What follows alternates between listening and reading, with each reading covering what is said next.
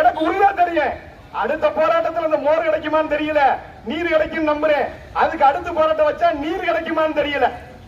மோர் கிடைச்ச இடத்துல நீர் கிடைக்காம போயிரு, நீர் கிடைச்ச இடத்துல நிலம் கிடைக்காம போயிரும். தினசரி போராட்டம். சத்தியமா சொல்றேங்க, நான் தேவட்டில இருந்து ஒரு நல்ல சிகப்பா இருப்பேன். என்னைக்கு இந்த விவசாய சங்கத்தோட கலந்தனா கருக்குளிச்சு போயிட்டேன். அங்கெல்லாம் மாலை நேரத்துல மாநாடு மாதிரி நல்ல நல்ல கூட்டங்களை நடத்தி ரொம்ப சந்தோஷமா இருந்த. உண்மையிலே இந்த விவசாய சங்கத்துல உங்க நிறுவனர் ஈசனோட நான் என்னைக்கு சேர்ந்தனா, அன்னையில இருந்து இதே மாதிரி வெயிலிலேயே போராட்டம். எங்க பகுதியில தொழில்துறை சரியில்லைன்னு சொல்லிட்டு தான் செட்டிநாட்டுல இருந்து கிளம்பி நாங்க கோயம்புத்தூர் திருப்பூர் வந்தோம். இங்க வந்து தொழிலை தொடங்கி எங்க ஊர்ல நாங்க இங்க நல்லா இருக்க நினைச்சுக்கிட்டு இருக்கேன். ஆனா இங்க பாருங்க, சிறைக்கிறதுக்கு வழி இல்ல, கருத்து போய் நிக்கிறேன், முடிவெட்ட நேரம் இல்ல. நேற்று கோவை மாவட்ட ஆட்சியர் அலுவலகத்துல போராட்டம்னு கூட்டிட்டு போய் சாப்பாடு 4 மணிக்கு தான் போட்டாங்க. இன்னைக்கு சாப்பிடுற நேரத்துக்கு இங்க கூட்டிட்டு வந்து கஷ்டப்பட்டு இருக்கா.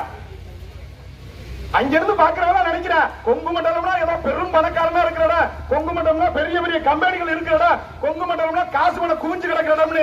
ஆனா குடிக்க தண்ணி இல்லாத இடம், கழுவ தண்ணி இல்லாத இடம்னு இங்க இருக்கிறவனுக்கு தான் தெரியும்.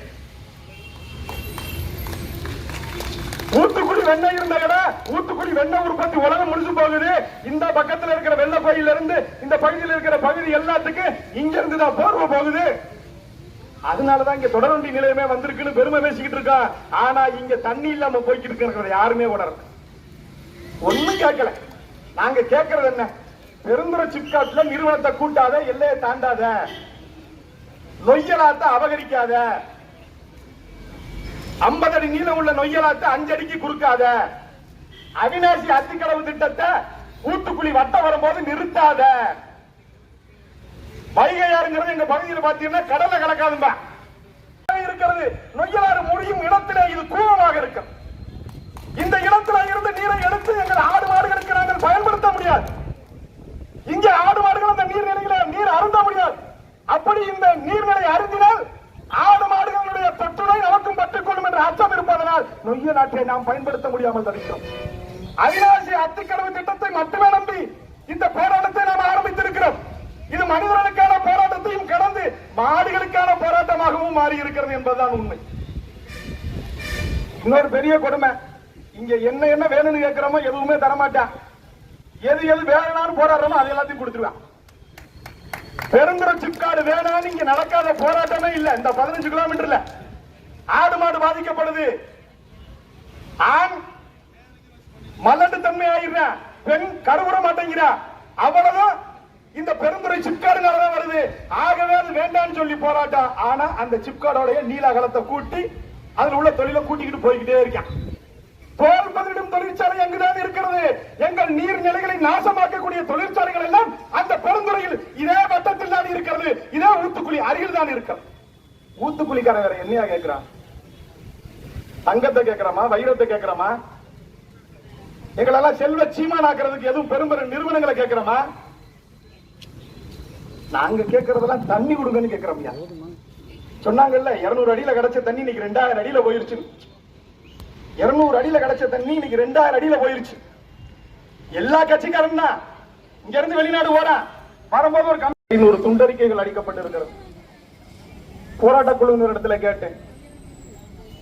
1500 துண்டறிக்கை ஒவ்வொருவரையும் பார்த்து இந்த போராட்டத்திற்கு நீங்கள் வர வேண்டும் என்று சொல்லி கைகளிலே கொடுக்கப்பட்டிருக்கிறது. அதற்கு பிறகு 1000 2500 அழைப்புகள் இந்த மக்களிடத்திலே நமக்கு நீர் ஆதாரம் வேண்டும் என்று கேட்டு அழைப்பு கொடுக்கப்பட்டிருக்கிறது. 1400 குட்டைகள் வறண்டு போய்விட்டது. 1400 குட்டைகளை காக்க குட்டைகளுக்கு ஒருவராக 1500 பேரை தான் இங்கு அழைத்தார்கள். ஆனால் இங்கு ஒரு 300-400 பேர் மட்டுமே வந்து அமர்ந்திருக்கிறோம். இதை நான் குறைத்து மதிப்பிடவில்லை.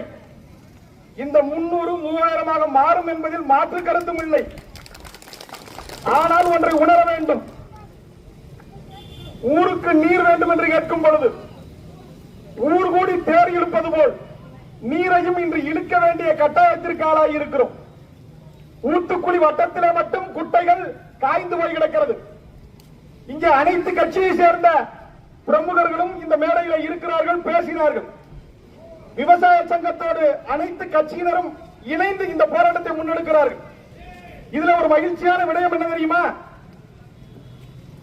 எந்த கட்சி ஆட்சிக்கு வந்தாலும் அந்த கட்சியுடைய பிரதிநிதி இந்த மேடையில இருந்து நமக்கான ஆதரவை தெரிவித்திருக்கிறார்கள்.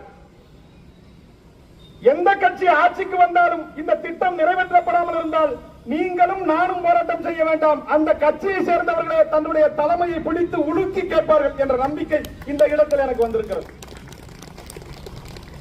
அது திமுகவாகட்டும், அண்ணா திராவிட முன்னேற்ற கழகமாகட்டும், பாரதிய ஜனதாவாகட்டும், கம்யூனிஸ்டாக இருக்கட்டும், அத்தனை பேரும் இந்த திட்டத்திற்கு எங்களால் இயன்றதை நாங்கள் செய்து கொண்டுதான் இருக்கிறோம் என்ற ஒப்புதலை தந்தார். மீண்டும் இந்த திட்டம் முழுமை பெறுவதற்கு நாங்கள் உங்களோடு துணையாக இருக்கிறோம் என்ற நம்பிக்கையும் தந்திருக்கிறார்.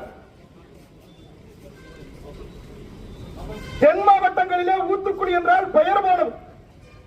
எங்கள் காரைக்குடி தேவகோட்டை பகுதியில் இருக்கக்கூடிய சுவைமிகு உணவகங்கள் எல்லாம் இங்கிருந்து வாங்கக்கூடிய வெண்ணெயிலிருந்து எடுக்கப்பட்ட நெய்களால் தான் செட்டிநாட்டு சமையல் என்பது சிறந்து நிற்கிறது.